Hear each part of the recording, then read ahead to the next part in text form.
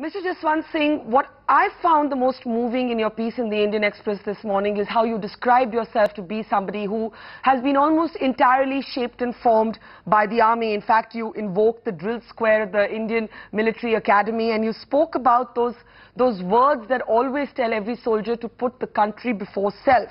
Do you feel extremely worried now at where this standoff is headed? Do you wonder what it's doing to the morale and the image of the army? But of course I feel worried. Otherwise I wouldn't have written what I did. I feel extremely concerned because, in a very real sense, the army is my family. And I belong and have belonged to this family for all my adult life. I'm saddened immensely, beyond words, when I read of squabbles within the armed community, the armed forces community. And I am aggrieved greatly when I realize how shabbily the government has treated a high dignitary, the Chief of Army Staff, who commands the respect and allegiance of an army of 1.3 million.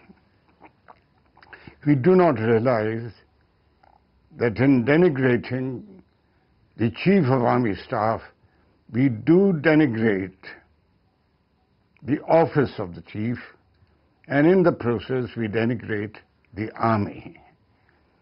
I'm very deeply concerned about this development, and I really wish the government of the day had demonstrated the leadership and understanding of the statecraft, the challenges to state, and address the challenge with understanding and with due and appropriate sensibility to the high office that any chief, every chief holds. What else can I say? I can't repeat the entire article that I wrote. No, of course not. We don't, in fact, want you to do that. We've all read the article. But taking the conversation, Mr. Jaswant Singh, beyond the article, the sense I got from reading what you've written is that, of course, you have no squabble with the personal integrity of the defense minister, and that is, over many years, is something that has been not in dispute at all, and you're not questioning that. But you quote Lord Halifax to say that good is not enough. So do you believe that more than this being a question of the integrity of the defense minister, or more than this being an integrity issue, it's about mishandling, that being good is simply not enough? Oh, without any doubt whatsoever, accurately so. You sum it up with brilliance. It has the entire, this is a challenge to statecraft. And it's incumbent on the government of the day, not simply to, I'm sorry to have to even refer to it, it just does not do for the Honorable the Defense Minister say, I held my head in my hands. Defense ministers don't hold their head in their hands, no matter how challenging the situation. The more challenging, the more demanding, the higher should the head be held. The essence of military life, the very core of it, is actually in that brilliant, really unequaled motto of the regiment of the artillery, wherein everyone who is a member of the regiment of artillery wears it on his cap badge, Sarvatra Izzato Iqbal. It's an unequaled military motto. Sarvatra Izzato Iqbal. All around it, there must be Izzat and Iqbal. This is no way to give Izzat to those that are ready to die for the country. Do you know, Barkha, what is the most difficult question to find an answer to? Ask any military man. The most difficult question is to find an answer that is convincing. Why do soldiers agree to die? to die, to agree to die, is an act of voluntarism. Those that die do not hold their heads in their hands. I'm sorry, don't ask me to go further on that line.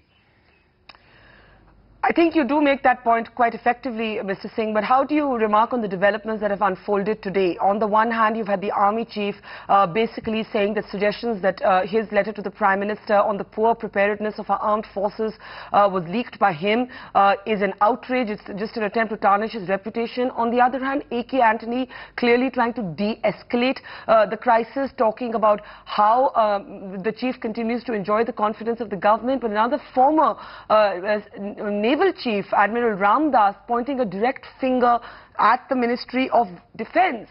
For everybody looking on, everything's getting awfully murky, isn't it?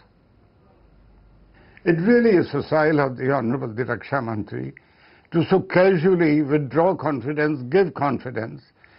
And of course the Army Chief is fully entitled to be aggrieved and say, look, you besmirch my honour, you besmirch my trustworthiness by saying I am the cause of the leakage of papers. Do you know that it's customary, I don't know if the UPA government or UPA 2 has stopped it, it's customary for all chiefs of staff, Army, Navy, Air Force, to send in writing their assessment of their command on a monthly basis and the combat effectiveness of it to the Prime Minister. Why the Prime Minister? Because the Prime Minister is the chairman of the Cabinet Committee on Security, where the Defence Minister, Home Minister, Finance Minister, National Security Advisor, the three chiefs, everybody sits. Now, if the Army Chief, as is required, has sent such a communication, what wrong has he done?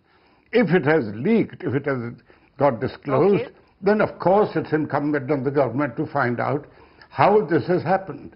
But can I ask you in the end, Mr. Singh, that your article also ends with a question posed to the Army Chief, where you ask him to reflect on whether his conduct is in harmony or is in sync with that motto that every soldier first learns at the IMA, or there are others who go to the NDA. Is this in keeping with the essence of the military's philosophy?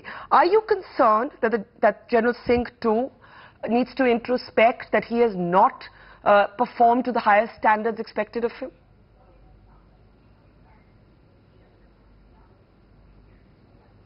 No, I'm concerned. I do not pass a judgment.